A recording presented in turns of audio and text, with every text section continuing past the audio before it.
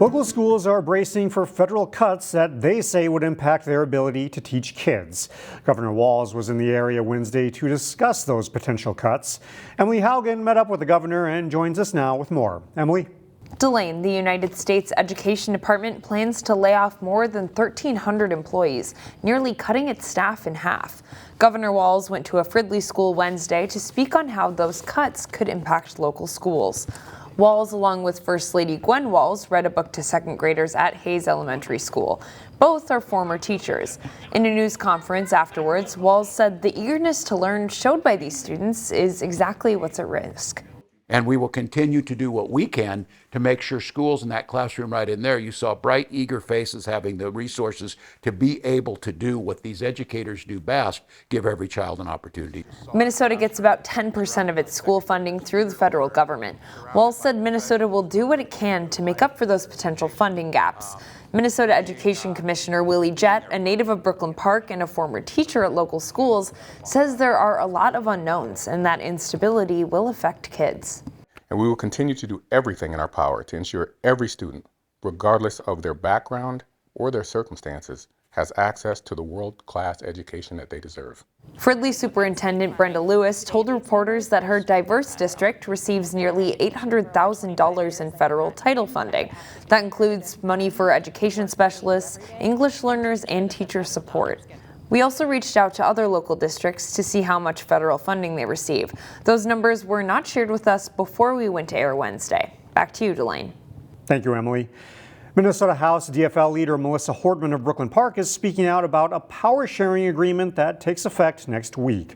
The State House will return to a 67-67 tie. A special election held Tuesday to represent the Roseville and Shoreview area went to a DFL candidate. It means a previously negotiated power sharing deal will be in effect for the remainder of the 2025-2026 term, with the DFLers and Republicans having equal numbers for most committees. In a statement to CCX News, Hortman said, quote, "We hope our Republican colleagues will work with us to build a future where everyone can get ahead, not just the wealthy and a powerful few." Difficult budget negotiations are ahead, since 68 votes are needed to pass most bills, which require some degree of bipartisan cooperation.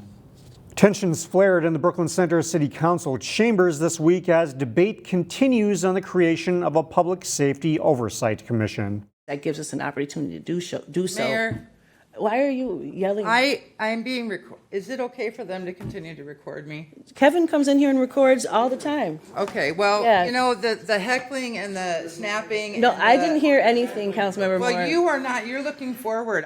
The Brooklyn Center City Council approved a wide-ranging plan for public safety reforms in the fallout after Dante Wright was shot by police during a traffic stop. That plan included the creation of a Public Safety Oversight Commission. The council created the commission in December, but then reversed course and paused the plans in January. The council stalled the plans again this week. They'll reconsider after 30 days. Councilmember Lorianne Moore says she's outright opposed to this commission. Meanwhile, Councilmembers Dan Jerzak and Chris Lawrence Anderson had concerns with the language in the founding documents. An Osseo City Council member is temporarily stepping away from her role after she was hurt in a car crash.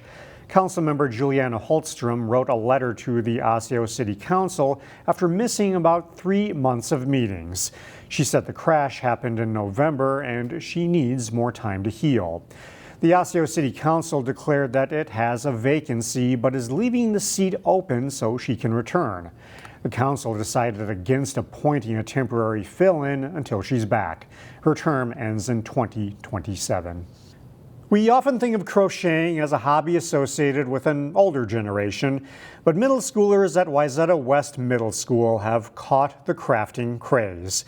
In today's School Spotlight, Sarah Allen shows us how these students are reaping the rewards of the non-screen hobby. Do you know how to go the other direction then? These students at Wayzata West Middle School are hooked on crocheting. There you go.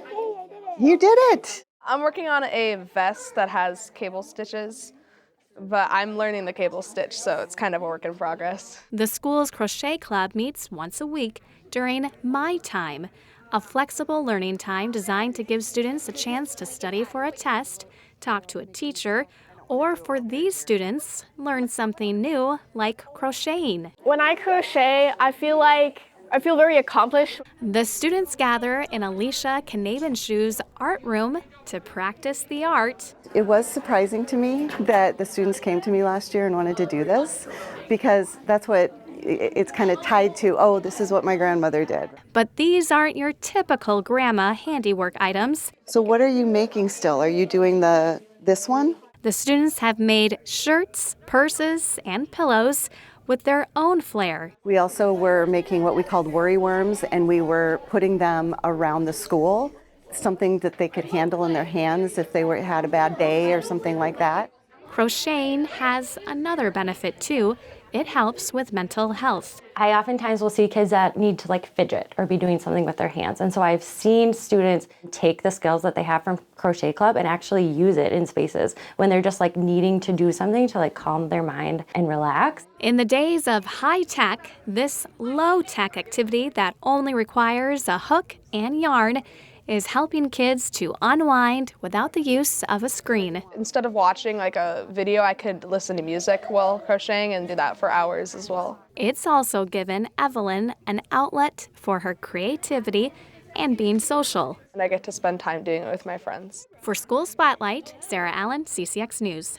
There's around 30 students in the club, and their creativity is limitless. One student even made a crocheted brain she uses to help in another class.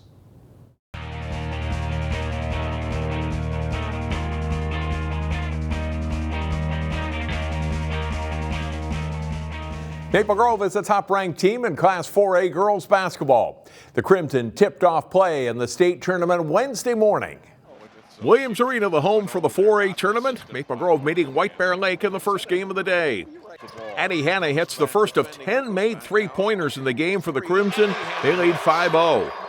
Lexi Hanna steals the inbounds pass and takes it all the way herself for a layup. Big first half for her. Maple Grove leads 11-0. Later in the half, Lexi Hanna opened on the wing and hits for 3 more. She scores 14 first half points, 17 in all, and Maple Grove leads 27-6. White Bear Lake, though, chips away at that big deficit before halftime. Addie Post taking it all the way to the basket. White Bear Lake within 12 at the half, 34-22. But a quick start to the second half by MG leaves no doubt. Kate Holmquist with a runner in the lane for 2. A couple of possessions later, Holmquist steals the ball at half court and sets up Addie Hanna for the easy layup. Maple Grove's lead is quickly up to 22 points.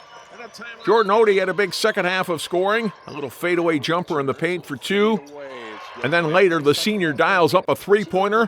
Odie scores 27 points in the game as Maple Grove wins big 71-36 to advance to Thursday night semifinals against Lakeville North. Round 3 of Hopkins and Wayzata was the most anticipated boys basketball game of the year. Both teams won at home against each other in the regular season. The winner of the Section 6 4A final Tuesday would punch their ticket to the state tournament. Chaz Moots has the highlights. Tickets hard to come by for the Section 6 4A final, a sellout on hand to take in 2 of the top boys basketball teams in the state. Midway through the first half, Isaac Olmstead dished to Nolan Anderson, 3-ball good, Trojans on top 20-11. Later in the first half, this time it's Olmstead coming off a screen and drilling a deep 3 that put Wayzata up 12. Hopkins answering back, Anthony Smith led the Royals with 21 on the ISO between the legs, step back triple, buries it. Wayzata up 7 at the break. The Royals started the second half on an 8-0 run and took a 1-point lead. JJ Semenko somehow got this and one bucket to fall. The Trojans responded. Christian Wiggins came up big again, scoring 31, including this 4-point play. Wayzata got up 8 with 3 minutes to go. Hopkins had one last kick, though Semenko left all alone for 3 of his 16 points on the night. Then a few possessions later, it's Trey Moore baseline drive and kick to Tyson Moore, triple from the corner, hits it. Hopkins would tie the game at 69. Wiggins hit a 3 and free throws with under a minute. Then with 30 seconds left, Royals down 3. Smith is blocked by Macbeth. That seals the game and sends Wayzata back to state for a 5th straight season. It means a a lot to ourselves in the work that we put in, the work that we continue to do, and just trusting each other. Those 2 threes really got me back into it, just staying focused, especially on the defensive end for me the whole time. But knocking down those 2 threes was big for me for sure. In Minnetonka, Chaz Moots, CCX Sports. The Heritage Christian Academy boys basketball team is looking to make a return trip to the state tournament. The Eagles had a semifinal game in Section 4A Tuesday. Jay Wilcox has highlights. Second seed Heritage Christian hosting Avail Academy in the Section 4A boys basketball semis. Heritage goes into Big Abu Tarawali, who powers in for 2 of his 18 points, and the Eagles lead by 1.